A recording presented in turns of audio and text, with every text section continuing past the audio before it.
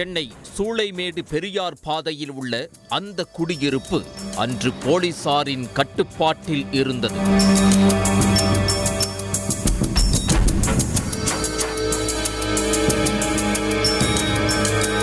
இரண்டு மாடி கட்டிடத்தில் வசித்து வந்த 7 குடும்பத்தினராலும் அந்த பயங்கரத்தை நம்ப முடியவில்லை.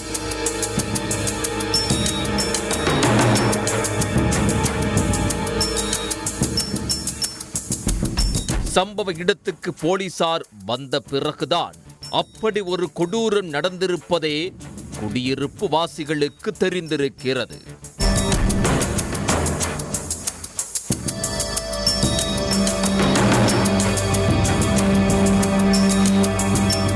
பத்து மாதம் சுமந்து பெற்றெடுத்து சீராட்டி பாராட்டி வளர்த்த 19 வயது மகனை தன் கையாலேயே 6 முறை வெட்டி கொன்றுவிட்டதாக அந்த தாய் சென்னை வடபழனி காவல் நிலையத்தில் சரண் அடைந்திருந்தார்.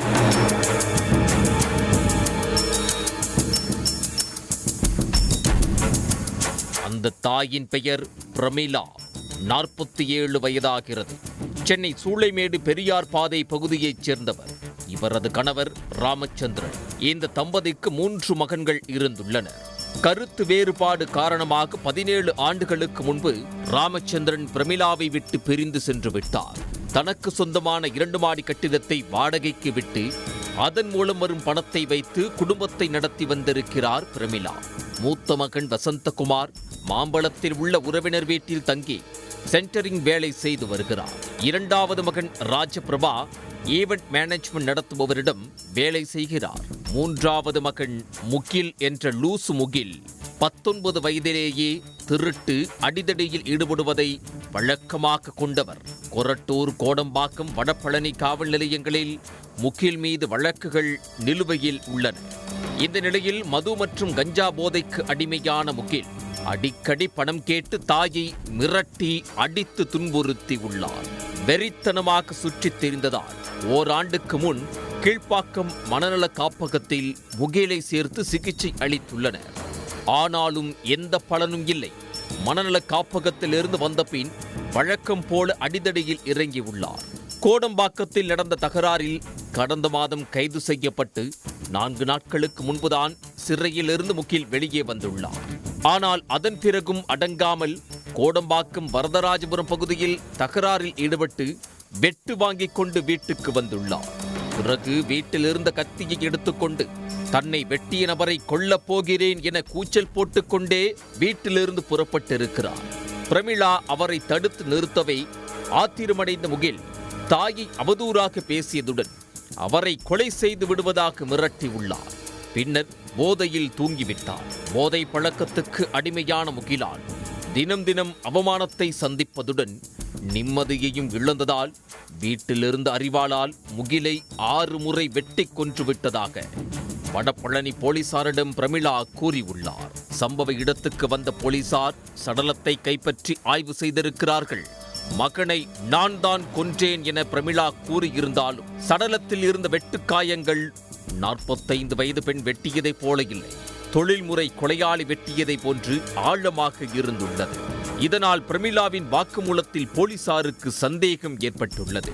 அக்கம் பக்கத்தில் இருந்த சிசிடிவி காட்சிகளை போலீசார் ஆய்வு செய்திருக்கிறார்கள். அப்போது பிரமிளாவின் மூத்த மகன் வசந்தகுமார் நண்பர் ஒருவரோடு அதிகாலை வீட்டுக்கு வந்து சென்றது தெரிய வந்துள்ளது. இதனால் போலீசாரின் சந்தேகம் அதிகரித்துள்ளது. அதோடு சம்பவத்தன்று வீட்டிலிருந்த பிரமிளாவின் 2வது மகன் ராஜபிரபாவிடம் விசாரித்திருக்கிறார்கள். கொலை நடந்தது தனக்கு தெரியாது என கூறியிருக்கிறார். ஆனால் போலீசார் வசந்தகுமார் வந்து சென்ற சிசிடிவி காட்சிகளை காட்டி விசாரித்ததும் அனைத்து உண்மைகளும் அம்பலமாகியுள்ளது. உண்மையில் முகிலை கொன்றது பிரமிளா இல்லை, மூத்த மகன் வசந்தகுமார்.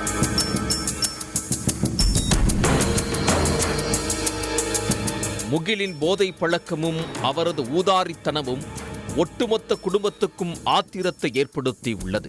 இந்த சூழலில் வசந்தகுமாருக்கு பெண் பார்த்திருக்கிறார்கள். இன்னும் ஒரு சில மாதங்களில் அவருக்கு திருமணம் நடக்க உள்ளது.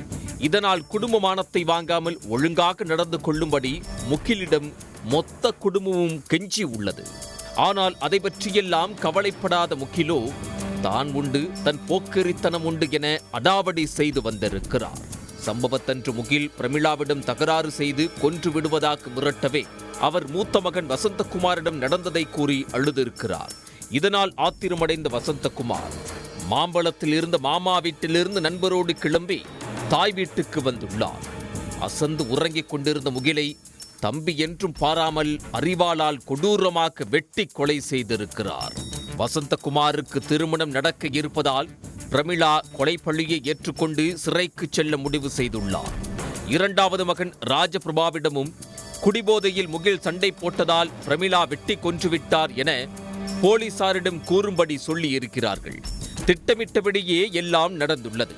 ஆனால் முகிலின் சடலத்திலிருந்து ஆழமான வெட்டுக்காயமும் வசந்தகுமார் வந்து சென்ற சிசிடிவி காட்சிகளும் உண்மையை வெளிக்கொண்டு வந்துவிட்டது.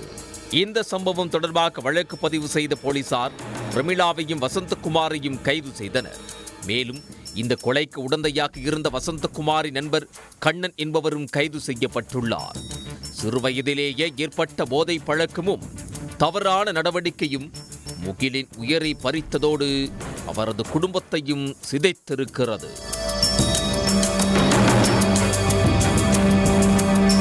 உடனுக்குடன் செய்திகளை தெரிந்து கொள்ள சன் நியூஸ் பெல் ஐகானை கிளிக் பண்ணுங்க.